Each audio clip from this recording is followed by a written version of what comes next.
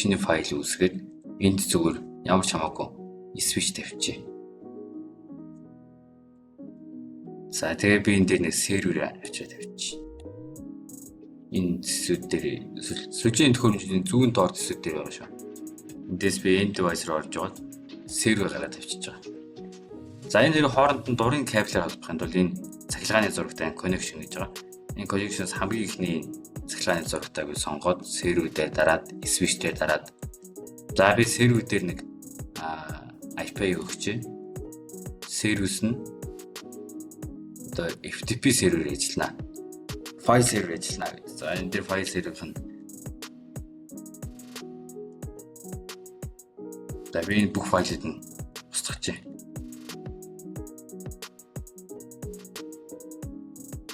Файл сервер дээр ямар ч файл байхгүй гэсэн. Сая энэ баахан үйлдвэрлэлийн системийн төхөөрөмжлөлт үйлдвэрлэлийн систем байсан. За username нь admin, password-ийг би admin-ийг өгчээ. Энэ read write хэрэгтэй, delete, rename бүх эрхийг өгчээ. Тэгэхээр энэ хэрэглэгч энэ файл сервер дээр файл хуулж болно, үүсгэж болно, файлыг устгах болно, харж болно гэсэн үгтэй гэсэн. Admin-ийг өгөө. Тэгээ файл серверийн тохиолдолд чинь энийг хэлж байгаа шүү дээ сервер дээр.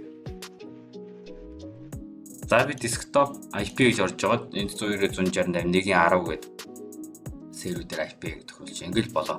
Манай серверийн IP файл серверийн IP 192.168.1.10 гэдэг IP гэдэг. Файл серверийн хэрэглэгч нь username нь admin, password admin 23 гэдэг хэрэглэж үүсгэсэн файл сервер. За файл серверийн доор нь файл систем одоогоор юуж байхгүй шүү дээ. Ямар ч файл байхгүй.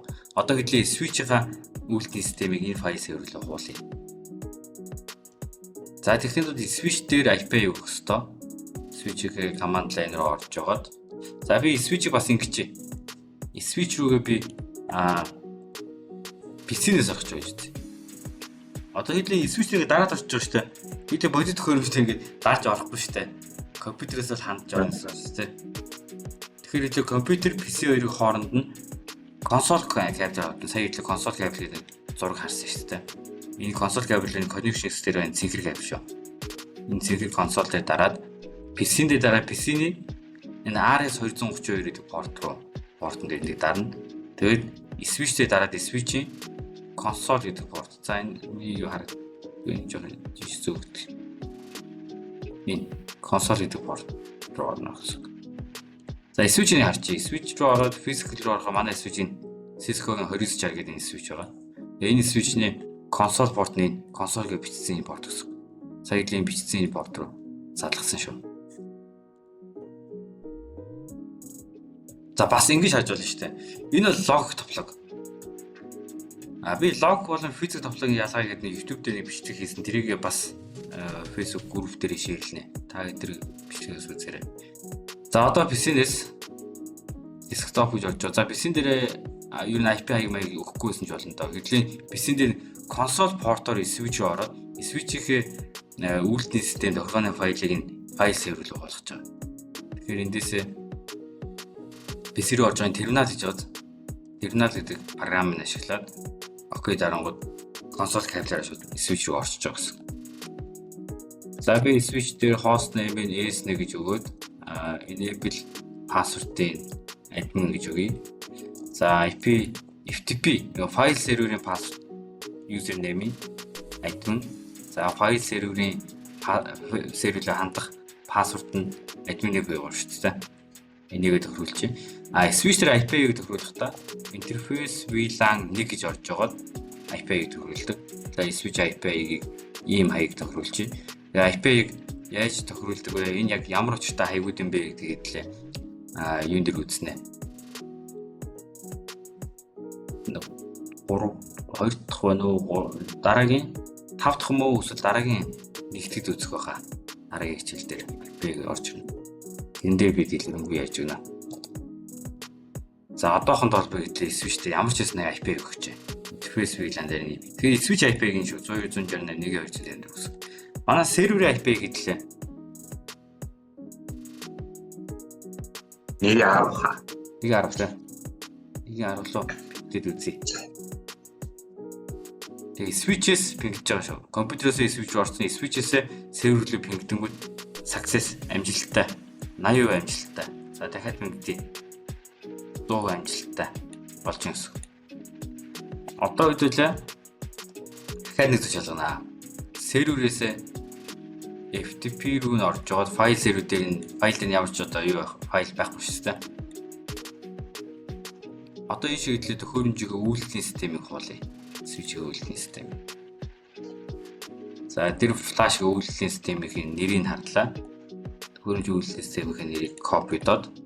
За эндээс би copy. За flash-наас уулнаа. Хаашаа уулах юм бэ гэхэд FTP буюу файл сервер рүү гээд entered харлаа. За ямар файл уулах юм бэ гэхэд энэ switch-ний flash memory дээр энэ дотор байгаа энэ нэртэй үйлдвэрлэлийн системийн файлыг уулнаа. За ард талд нь юу гэж байна? Remote host буюу файл серверийн IP өгнө. 1.10. Ийм нэртэйг нь хадгалах уу гэж. Нэрийг өөрчлөлт хадгалсан чинь энэ нэрийг хадгалсан чинь нэрийг өөрчилж хийлээ тэгвэл S1 дундуураас backup гэдэг нэртэй ч юм уу. За ингэж хуулж юм гэсэн. Ингээд төхөөрөмжийн үйлдвэрлэлийн системийг бид нар цаашаа файл серверлөө нөөцлөд авч байгаа гэсэн. Дараа нь төхөөрөмжийн үйлдвэрлэлийн систем гэмтсэн үед сэргийх боломжтой гэсэн. Файл серверээс төхөөрөмж рүү татаад авчих боломжтой.